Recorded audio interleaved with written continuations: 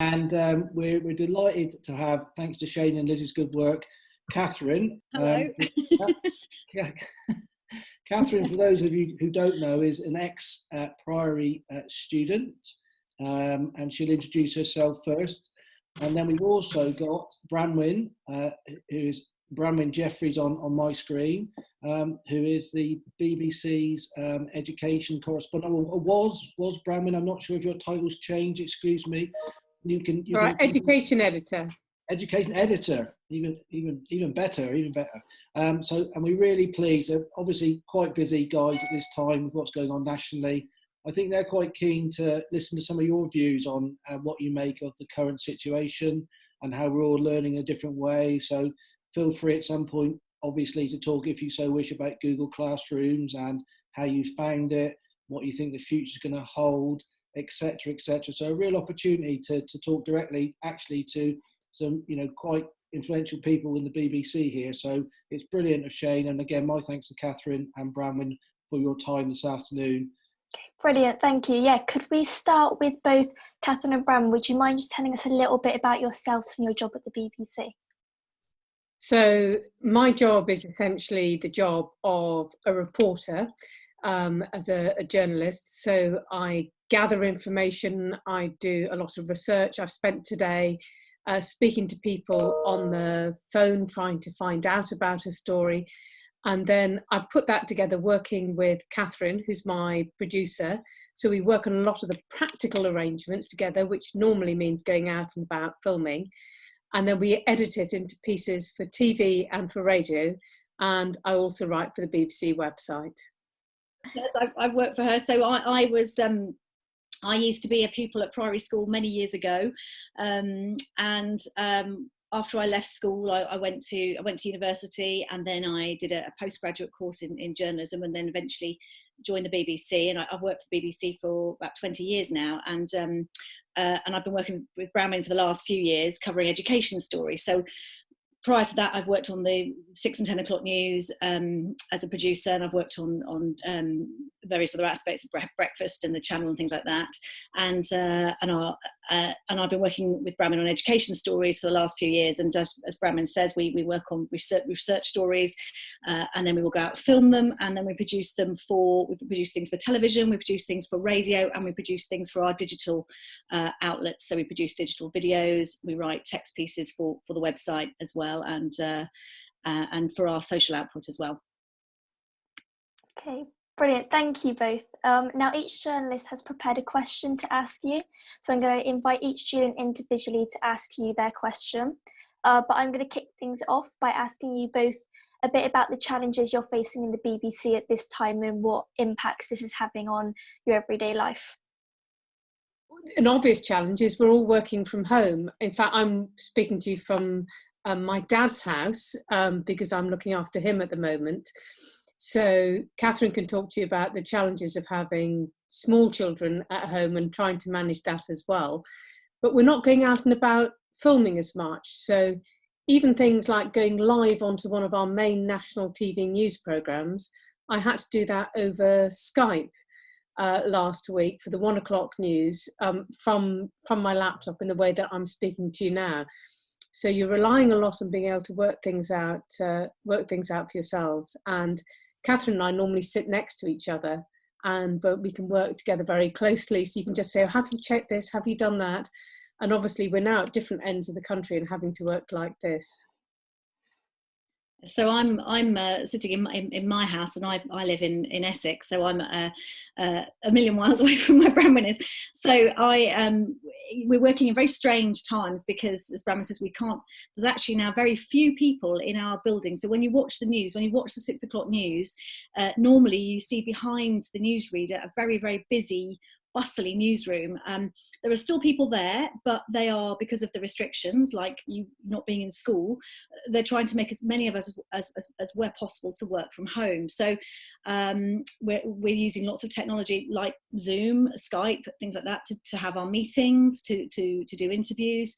But we're also having to think really hard about how we film our pieces, which is a real challenge at the moment, because we can't, we are still doing some filming, but we've got to be very careful not to put a cameraman and correspondents and editors and producers at risk. So we have to really think carefully about what we need to do in person. If we go out, you might have seen some people filming interviews with very long, they're putting microphones on a very long pole now, because we have to be 2 meters apart from people. So that's quite challenging. Normally we'd put a little sort of microphone on people's collars, but we can't do that anymore.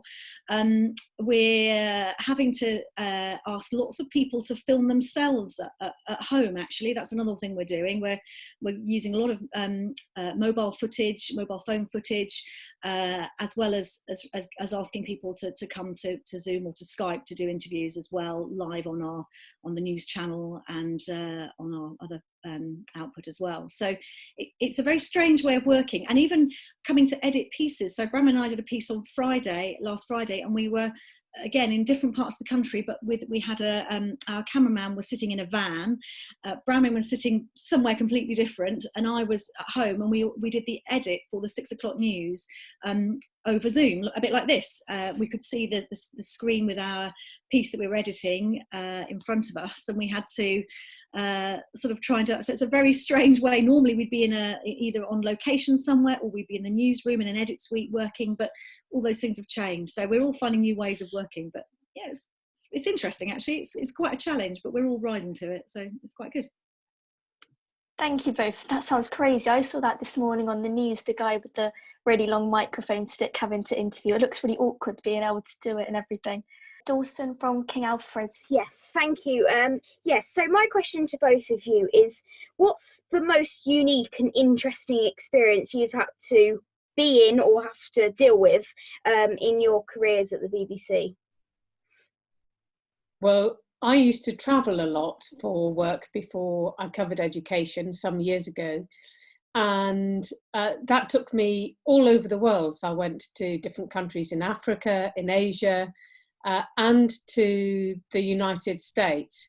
And often with that came some amazing technical challenges. So having to go up to broadcast by the White House that you see in Washington all the time, and discovering that to go live on the radio, I had to find a box hidden in the ground and plug all kinds of things into it, and I only had 10 minutes to do it.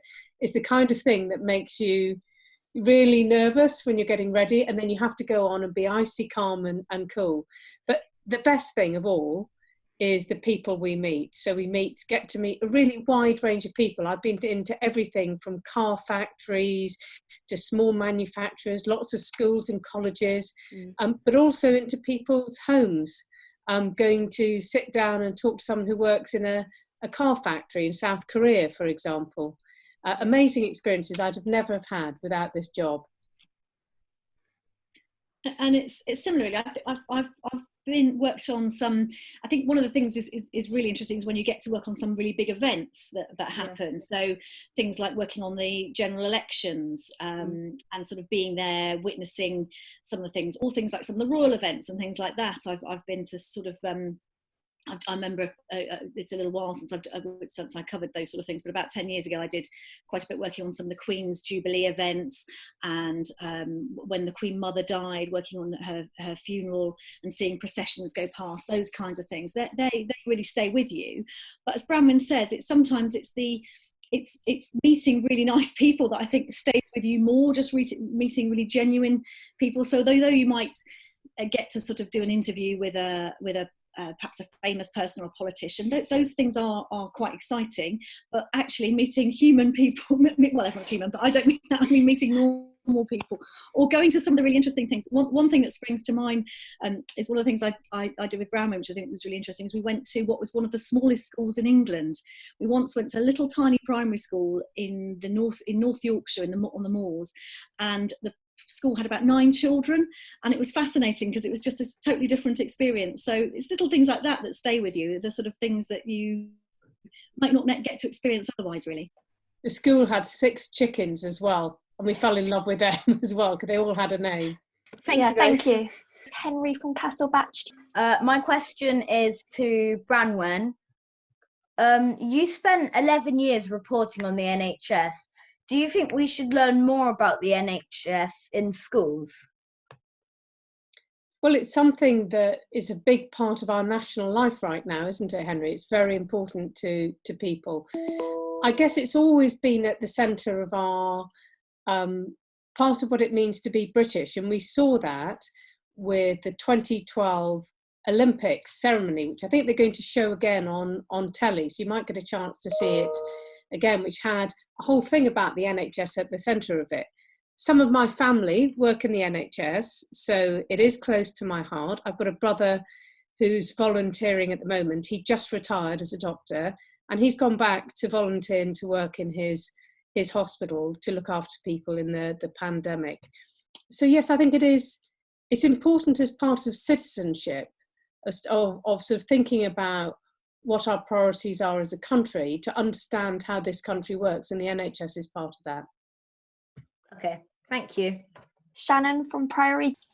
What do you feel are the most important qualities for a good journalist to possess? And that's for both of you. You need to be a good listener, I think. You've got to be good at listening and understanding, I think. When you ask questions, it's quite an art, actually, quite a skill to come up with good questions, but also to really listen to what people say and be able to work out, where to take that in an interview and how to respond. And the best journalists are really good at thinking on their feet and responding to what people say, I think. And this is a large part of what Katherine does, is thinking creatively about how we make our pieces. So because we work in broadcasting, because we work for the BBC, we're making things with video, with sound, and that's quite a challenge. And often while I'm working on one bit, maybe finding out some facts, Katherine will be working on thinking, how do we film this in a way that makes it really interesting or fun or different? Great, thank you. Tamsin from Priory. Yes. So how do you feel at the moment about having to film from home for the BBC? Well, it's a challenge is all I can say. I can see Katherine smiling. Yeah. I had a very fraught day last Friday where every half an hour I felt like I was texting Katherine saying, I think I'm getting it working, but I haven't quite managed it yet, because we were interviewing people in different bits of the country, and that was really hard. And also, I was just going to show you guys this. So this, I know it doesn't look very fancy. This is a mobile journalism kit from the BBC, or most of it. So it's got little instruction cards. So that's an instruction card about how to go live on the TV news from your phone or your computer.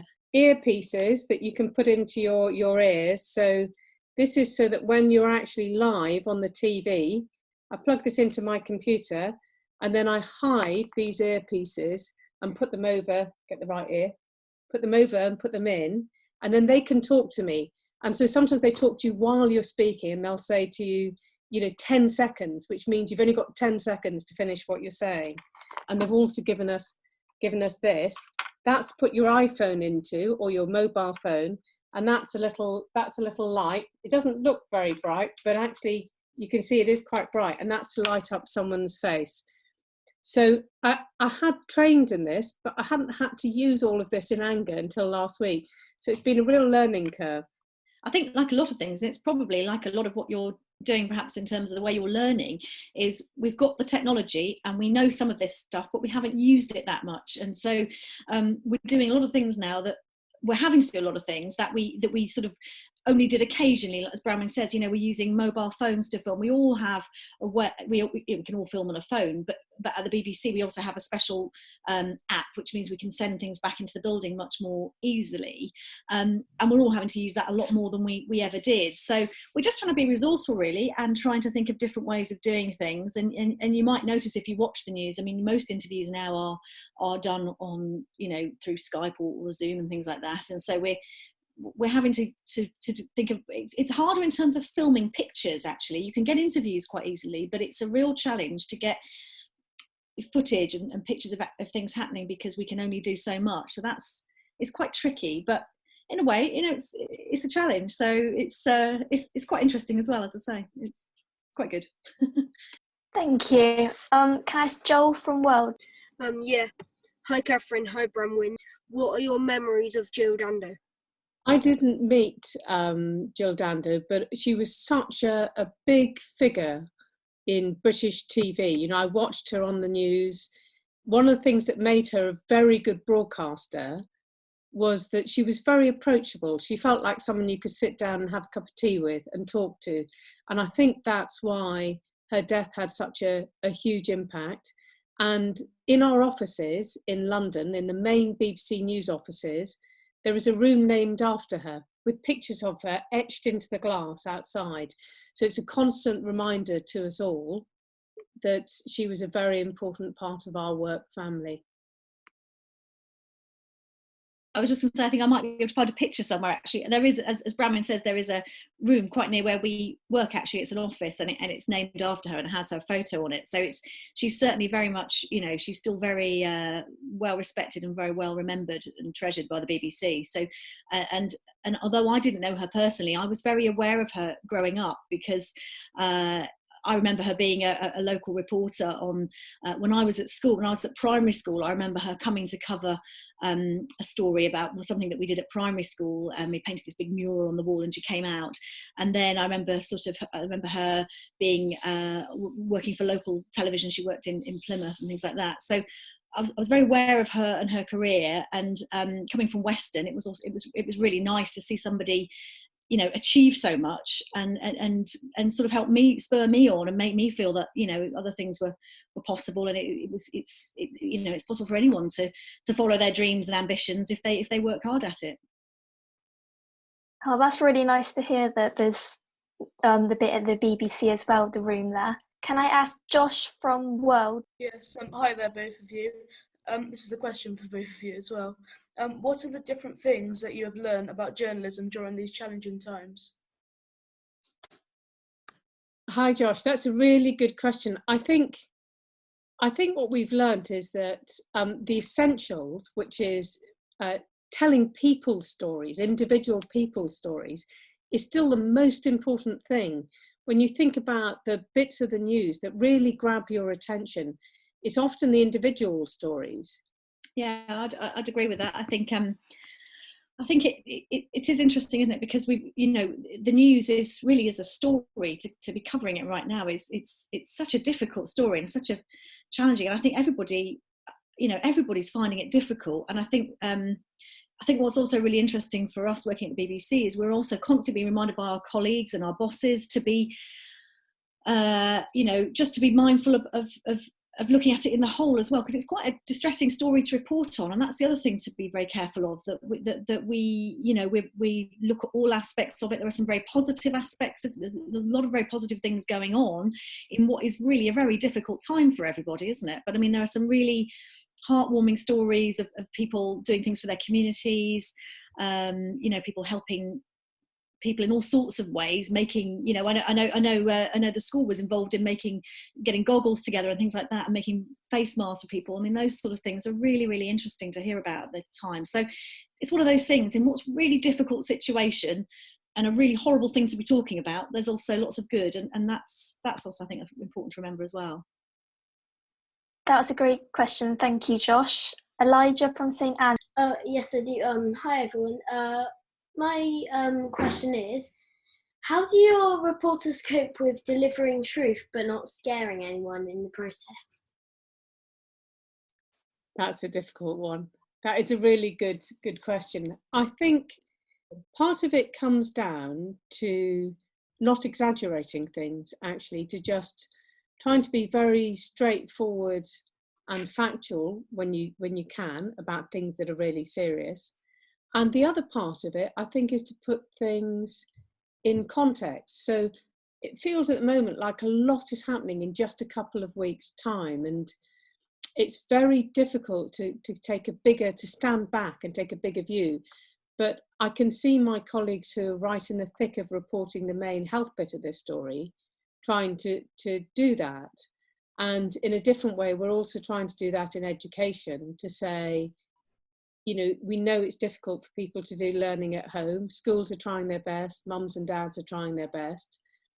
And in the end, probably if you're doing a bit of maths and reading most days, it's going to be okay, you know, because it's very easy to get caught up in the sort of the next few weeks, but actually if you stand back and look at your life as a whole, I think it's that context that we can give to people to stop it being a bit too emotionally overwhelming.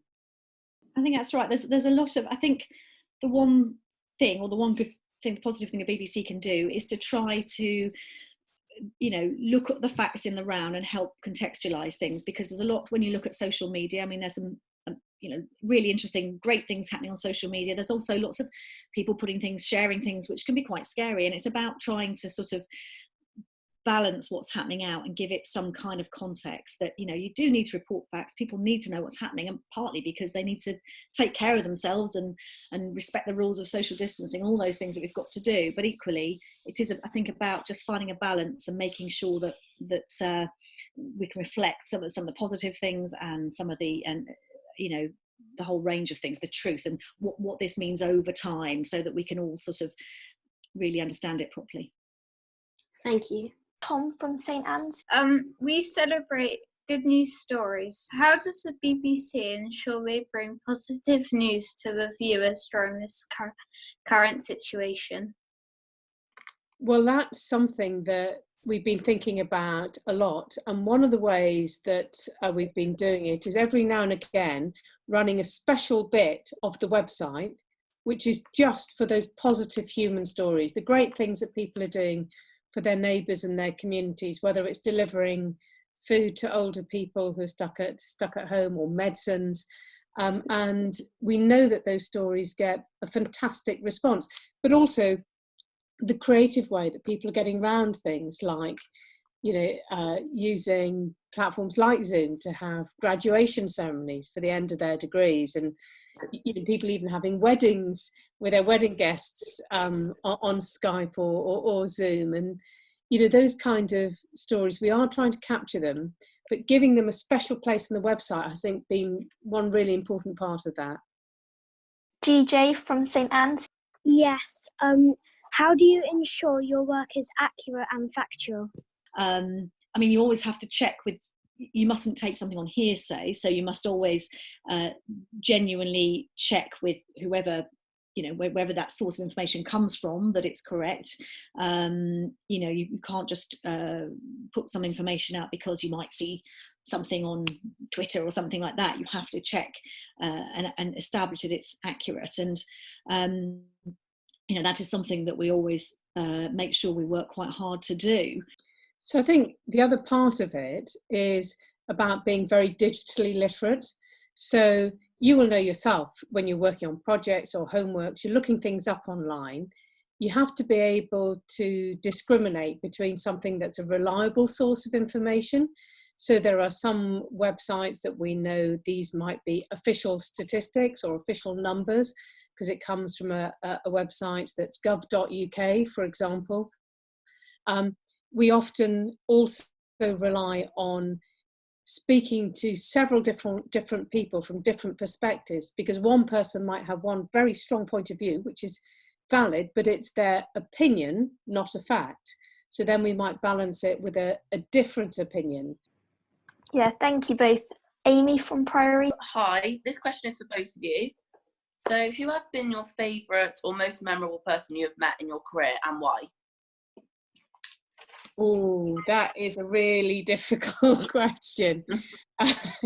Apart from the chickens that we've mentioned already, which we really liked, and the kids in that primary school, do you know, it's often not, as Katherine said earlier, it's often not the most famous people. Famous people are sometimes a bit disappointing, to be honest, because they're used to being famous. So you don't really get to see much of them, in the sense that they're always on, they're like a politician is always on their guard, if you like, because they're worried about being caught out by a question.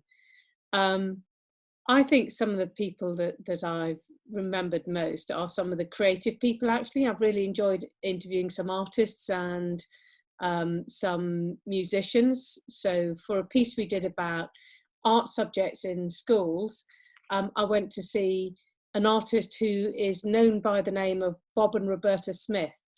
And if you looked him up, you'd recognise his artwork. It's full of really brightly coloured panels with letters and slogans on.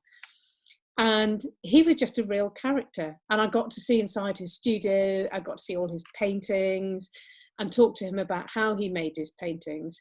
And it's that kind of experience that for me, that's very memorable. Can I just thank you both so much for coming, and I'm going to hand you back over to Mr. Coles and Miss Davis now. You know, thanks very much again. And again, as I said on that, I've just sent a chat message to everyone in this group to say thank you to the BBC for all they're doing this time. I think you ought to know, as I said, I think to the group yesterday, that, you know, I think a lot of these guys on this group are, you know, seriously now considering going into journalism. So I think there's a, you know, an absolute, you know, positive aspect to what we've done over the last 2 or 3 years. And some of these guys, I hope, will become, you know, the journalists of the future and can keep in touch with you. That's and again, brilliant. Absolutely, yeah. And you know where we are, really. Thank you. All right. Thank you. Bye. Thank you. Bye. Bye.